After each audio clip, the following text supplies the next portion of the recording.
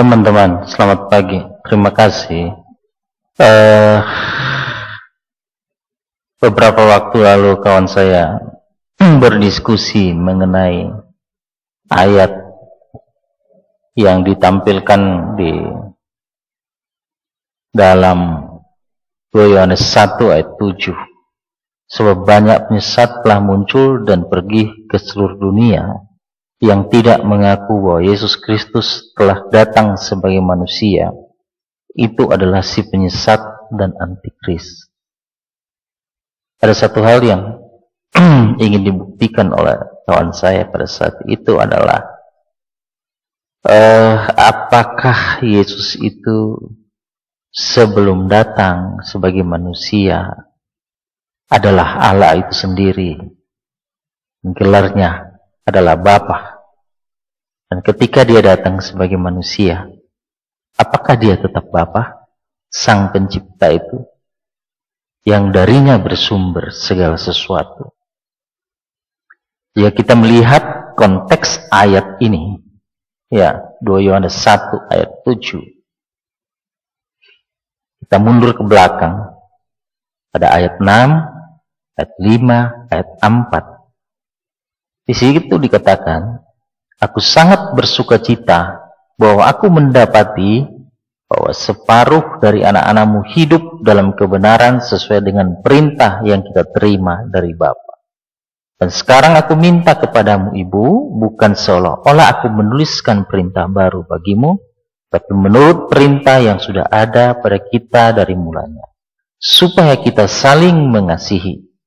Dan inilah kasih itu, yaitu bahwa kita harus hidup menurut perintahnya. Dan inilah perintah itu, yaitu bahwa kamu harus hidup dalam kasih, sebagaimana telah kamu dengar dari mulanya. Jika kita melihat di ayat-ayat sebelumnya, ada beberapa poin penting yang dapat kita temukan.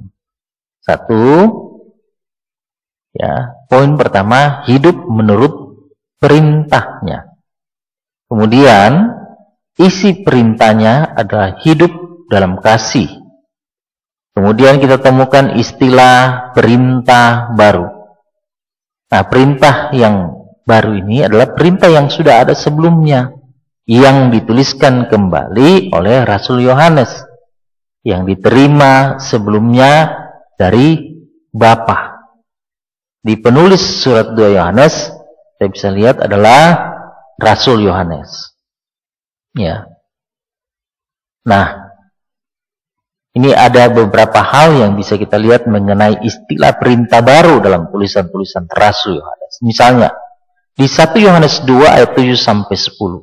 Saudara-saudara yang kekasih, bukan perintah baru yang kutuliskan kepadamu, melainkan perintah lama yang telah ada padamu daripada mulanya. Perintah lama itu adalah firman yang telah kamu dengar. Ya, jadi perintah baru itu adalah perintah lama yang sudah pernah difirmankan dan didengar. Ya. Namun perintah baru juga yang kutuliskan kepadamu. Namun ya tetap itu menjadi baru. Telah ternyata benar di dalam dia dan dalam kamu, sebab kegelapan sedang lenyap dan terang yang benar telah bercahaya. Barang siapa berkata bahwa ia berada dalam terang, tapi ia membenci saudaranya, ia berada dalam kegelapan sampai sekarang. Barang siapa mengasihi saudaranya, ia tetap berada dalam terang, dan dalam dia tidak ada penyesatan. Nah, ketika perintah baru ini juga dituliskan di dalam 1 Yohanes 2 ayat 7 sampai 10. Sekalipun itu pengulangan dikatakan, namun di ayat 8 dikatakan, ya perintah baru juga.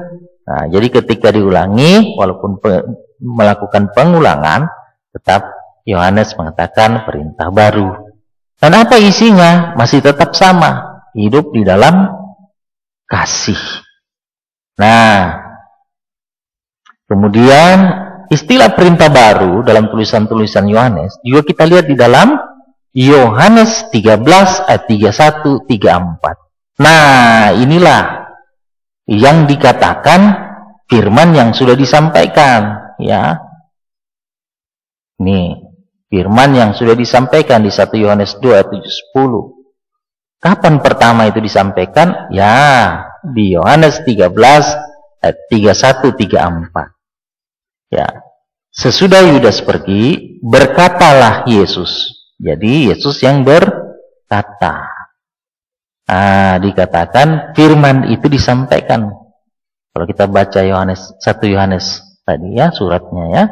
Jikalau Allah dipermuliakan di dalam dia, Allah akan mempermuliakan dia. Ayat 33. Nah, yang berfirman di situ adalah Tuhan Yesus. Dan dia menyebut pendengarnya, hai anak-anakku, hanya seketika saja lagi aku bersama kamu.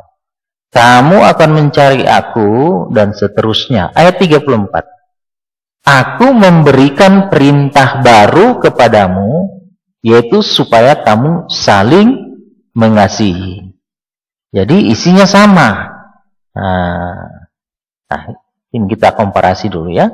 Perintah baru di dalam Yohanes 13 ayat 31-34 itu diulangi oleh Rasul Yohanes dalam 2 Yohanes 1 ayat 4-6 yang merupakan konteks dari ayat ini. 2 Yohanes 1 ayat 7, sebab banyak penyesat telah muncul dan pergi ke seluruh dunia yang tidak mengaku bahwa Yesus Kristus telah datang sebagai manusia, itu adalah si penyesat dan antikris. Nah, dari kata perintah baru ini ternyata kita bisa melihat perintah itu disampaikan oleh Yesus Kristus, ya. Ketika ditulis oleh Yohanes di 1 Yohanes 2 ayat 7 dikatakan perintah, ya, yang sudah pernah disampaikan disebut perintah baru. Perintah itu ketika diulangi adalah perintah lama. Nah, itu ialah firman yang telah kamu dengar. Jadi Yesus di situ dianggap sebagai ya yang berfirman, yang memberi perkataan itu, memberi perintah itu. Nah, makanya terhubung dengan Yohanes 13, 31, 34, Yesus Kristus.